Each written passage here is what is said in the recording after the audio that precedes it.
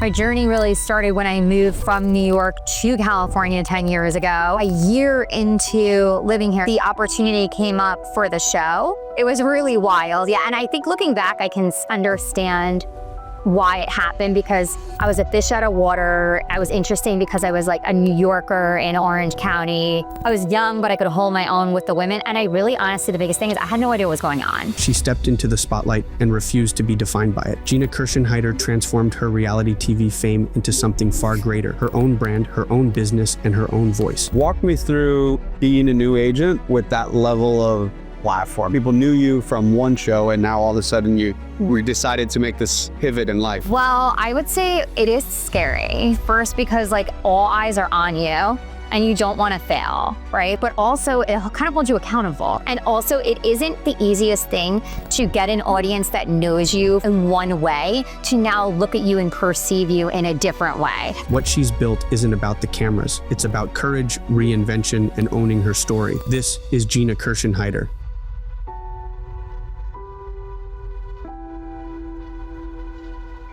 Well, Gina, I'm super excited to have you here. We're actually recording this live from eXpCON in the podcasting booth that we have here. So I just want to jump into it. RHOC Unfiltered is about telling stories, the parts that most people don't see on Instagram, curated. And probably your story is a little bit different because we have seen some of the behind the scenes on television. Yes, you see a lot.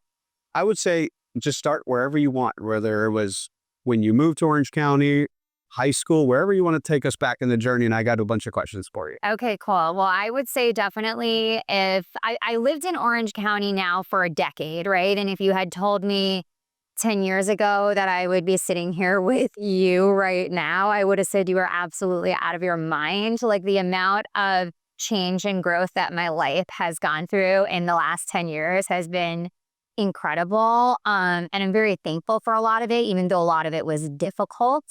And I think it's important to kind of talk about some of that stuff because I want people to understand that like it doesn't matter where you are, what your life looks like at any given point. You could always find personal growth and change that and, you know, have more than you ever thought you were going to have. So I think that's really cool. And I think that my journey really started when I moved from New York to California 10 years ago. Lived in California for about a year. It took you from New York to California. It was my ex-husband's job originally. He moved for an opportunity that he had, and I wanted an adventure. I moved pregnant with my third child, Luca, and it was also the winter in New York. So I was like staying here. Totally, yes. So we came over, and then a year into living here, year and a half, the opportunity came up for the show. It just came up completely randomly. I had a friend who was auditioning. I was like, what's an audition? I had no idea about any of this world. She filled out an application. There was a spot if you know anybody else interested. She put my name and number. And like they called me, and 2 months later, I was on the Real Housewives of Orange County. So it was really wild. Yeah. And I think looking back, I can understand why it happened because I was a fish out of water. I was interesting because I was like a New Yorker in Orange County. I was young, but I could hold my own with the women. And I really, honestly, the biggest thing is I had no idea what was going on. So there's like a lot of women now that are trying to constantly get on like one of these shows or one of these platforms. And I really wasn't. I never thought I did not think I was going to get on this show, right? So I was just doing it for fun. I was like actually a bored housewife at home. I think that's really what it was the magic of it. Never lied about who I was. I went into the whole process very authentically, and that has honestly become my brand now, is my authenticity, and I'm very proud of that. And then I got into Housewives. My life kind of fell apart. You know, I was in my 30s. I think a lot of us really hit it in our 30s, you know, for all different reasons. They call it the middle life squeeze. Between 30 and 40 is the most stressed humans are ever, right? Your kids are little, your parents are aging. It's probably when you have the most financial burden. Yeah. The house, the cars, everything else. So it's a very normal human process, but it's exhausting. It's exhausting, yeah. And I agree with everything you said. And I think that's also where then relationships end. People make bad decisions, wrong decisions for whatever happens, right? And so my life, as I knew it, kind of came to an end. And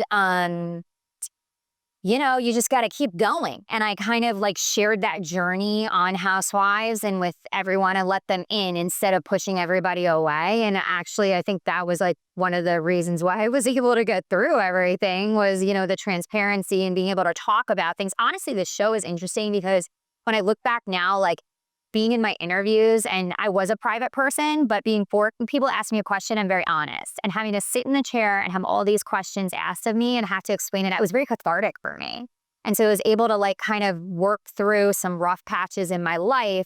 And then once I did that, I was just on the show. I was still going. I don't know why. They just kept asking me back every season. I'm like, again, okay. So I just kept doing it and doing it. But then once I kind of made it through some of my life struggles, my focus became different, and I became very aware that the entertainment industry, Housewives, all of it, reality television especially, has a lifespan, and it's going to come to an end. And it's really an opportunity that you have. You have this platform to build something else. And so I said to myself, what am I going to do? I actually had tried to develop a skincare company. I opened a skincare company at one time, but it's very hard. It's a very saturated market. Direct to consumer is the most expensive thing on the planet. Well, that was part of the problem. It is that I didn't put the money to be able to fund the marketing and really get it to the next level. And so I realized that, and instead of like holding on to something that wasn't going to work, I realized, no, I need to like do something where I can control the outcome, and I'm not afraid to work. So Travis, my life partner and business partner, actually suggested, he's like, you should get your real estate license. He's like, you're such a people person. You're not afraid to work. You love to talk to everybody. It's client facing. He's like, and we can make a lot of money. We live in Orange County, right? So I was like, oh my God, I don't know. I have to take a test. The last test I took is a pregnancy test. I was very nervous about it, but I was like, you know what? I can do this. Go back to my roots, study for the test, took the test. That was like 2 years ago. And then I guess my first year in real estate, I did what a lot of agents do, which I made a lot of mistakes, honestly. That's the process. Yeah, I think it is more of the process, right? You got to work out the kinks. I joined like a local team because I was like, I don't know, I need to learn the job. But then I very quickly, joined a Southern California brokerage or smaller. I didn't know what I was doing, so I just did all that. And I very quickly realized that was a mistake because I have a platform and I have my own brand. And now I'm just helping to kind of like market somebody else's brand. So I was like, I got to do this on my terms in my own way. Left that team. And then I knew he started to look for other brokerages. And I was like, okay, I knew I wanted to go cloud because it just made the most sense. And I like my money in my wallet, Leo. Yeah. I'm a fan of having mine there too. I am. And so like, to me, eXp just makes, if nothing else, it makes the most financial sense. So I don't, and that's the king. So should be number one to everyone.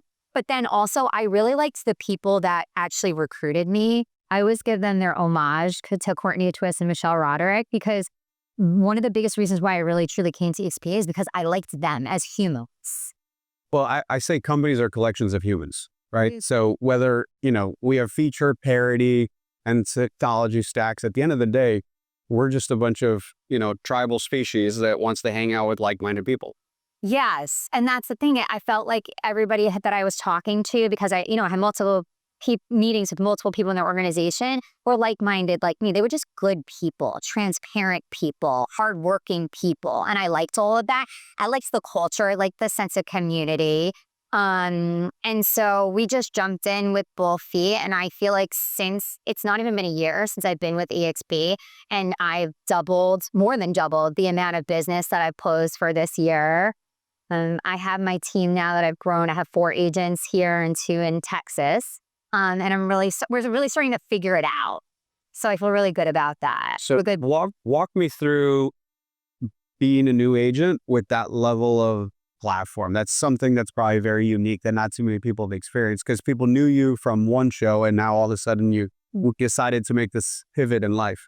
Well, I would say it is scary. It's scary for like multiple reasons. First, because like all eyes are on you and you don't want to fail, right? So that would feel really crappy if you try to do something, you really put your whole self into it, and then you don't succeed. But also, it kind of holds you accountable, right? Because you're like, no, I got to get going. I got to get moving. I have these eyes on me. And also, it isn't the easiest thing to get an audience that knows you in one way to now look at you and perceive you in a different way. But it doesn't mean that you shouldn't still do it, And it doesn't mean that you're not going to be able to do it. In some ways, it's kind of cool because the show kind of chronicled and followed me at a certain time in my life. But before that time in my life, I always worked. And so it kind of just bringing me back to like what I was prior to this gap where I was on the show. And I think that the key to being successful is to do the work, to do the job. 100%. You just do the job. You show people that you're doing the job.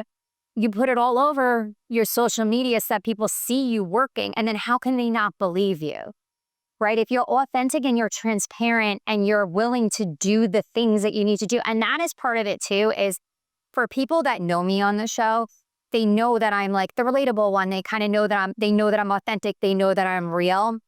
That's great. If you don't know me on the show, Real Housewives comes with a connotation, right? And I feel like it's a stigma that I've had to work to break. And I do that by showing people, look, no, my team, I'm at the farmer's market on the first Saturday of every month. I'm at my booth. I'm buying the flowers and the pumpkins with my kids on Friday night, and we're cutting ribbons and we're putting together everything for the people in my community because I'm there to serve the people in my community and I want people to see that. I'm putting on the events in my community. I'm door knocking in my community.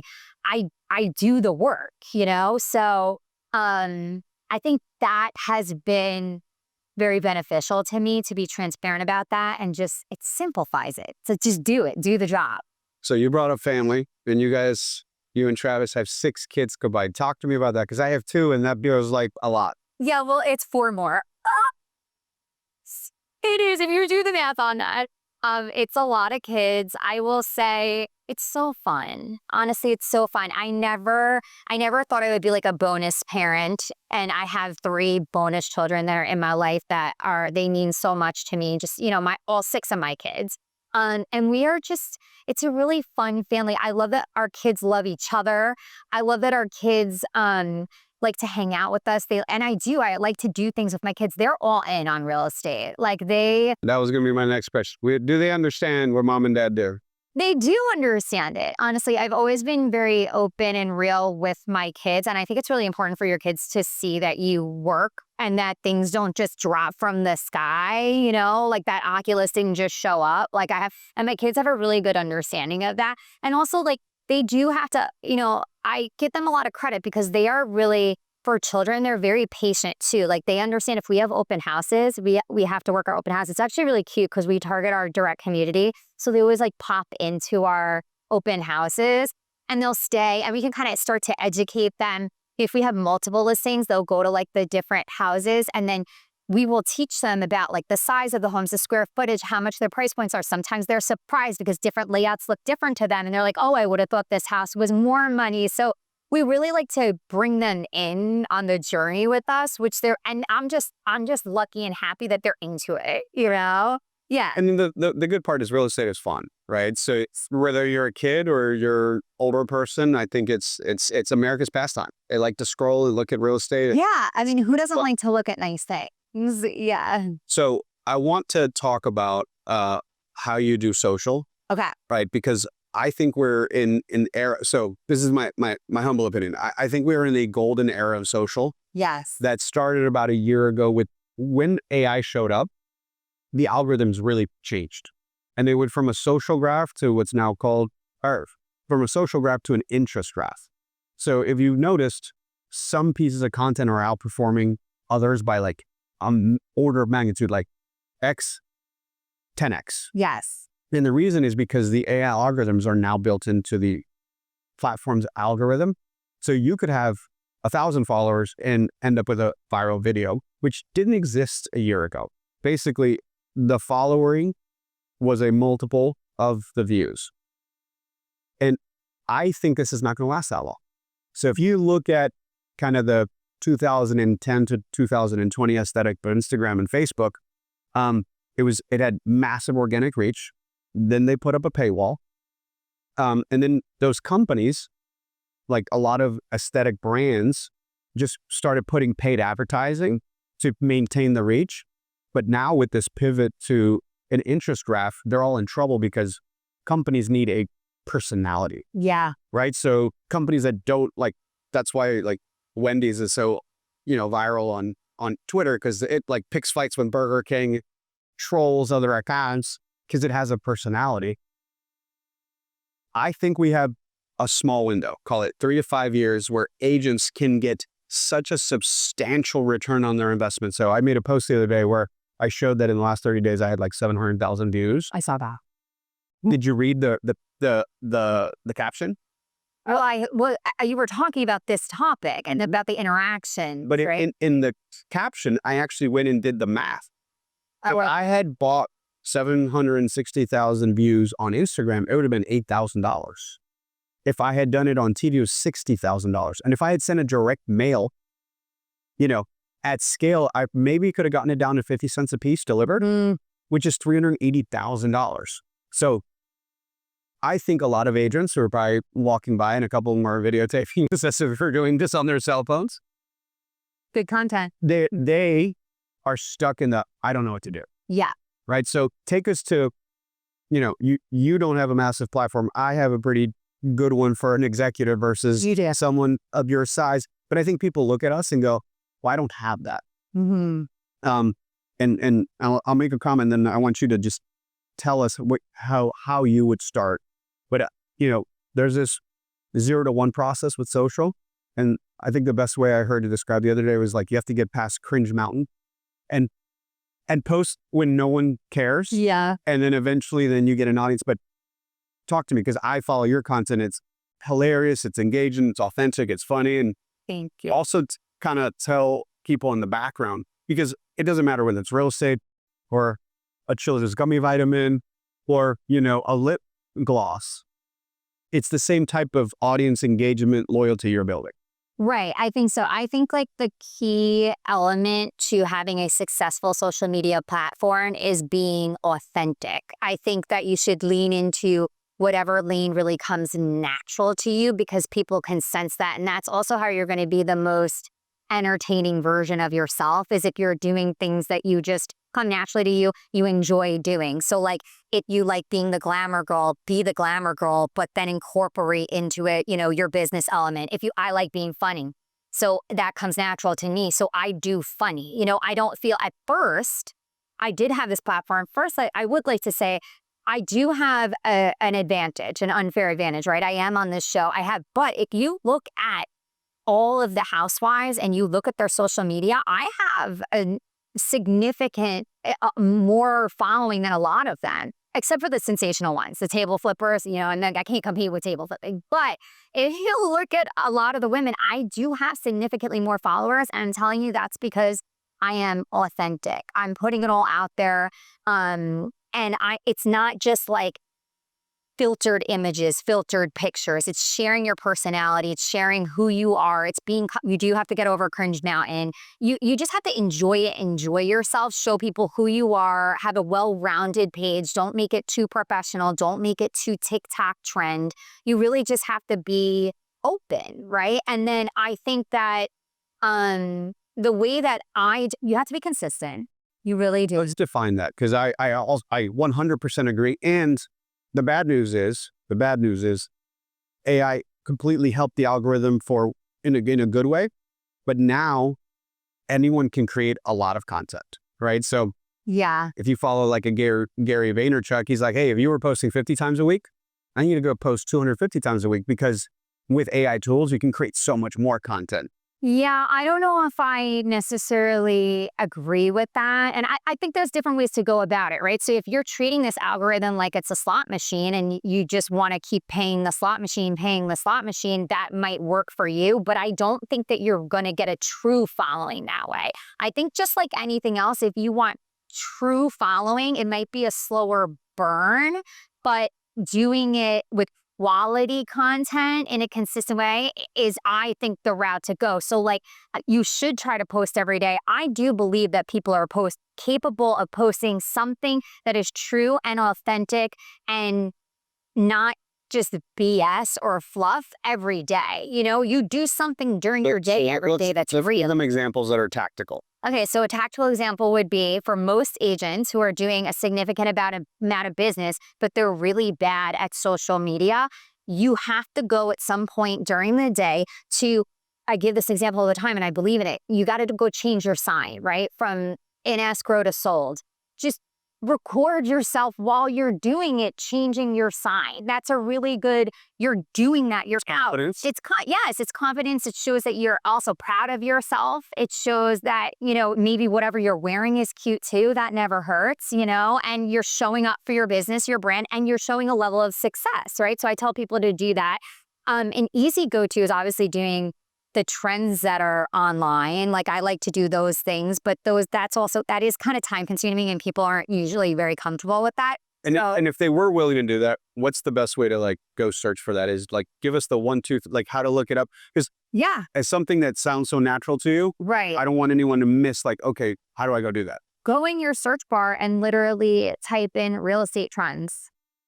Real estate trends. It's that simple and things will pop up. Go follow my page and copy what I'm doing. That's a very easy starting. But I'm doing a lot of real estate content, not all of my ideas are original ideas. And there's no shame or harm. Oh, yes. Yeah, there's no rules. And like a lot of this stuff is meant for other people to, recreate it and maybe try to put your own spin on it, recreate it in your own version. That's generally what I try to do. But a lot of the times, everybody's scrolling, right? When you're scrolling, just start to look at it differently, think about it differently. You see something that's entertaining, even if it's not in the real estate world, you can apply it to your business and your brand. And sure. How many followers across platforms do you have right now? Over 1 million across all the platforms for sure. I think my TikTok, I'm really trying hard. I never had TikTok. I think I started my TikTok about a year ago. I'm up to almost 150K, and that is increasing every other day about 1,000 followers. Oh my God. So that one's really cooking and I'm really putting a lot of effort into that one. And TikTok is mean because TikTok,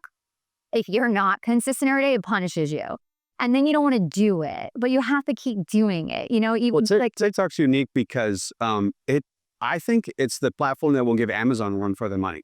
Like they're building out the TikTok shop. Yeah, I know. I'm buying stuff like crazy. And I don't know if you know this, but they have their own distribution.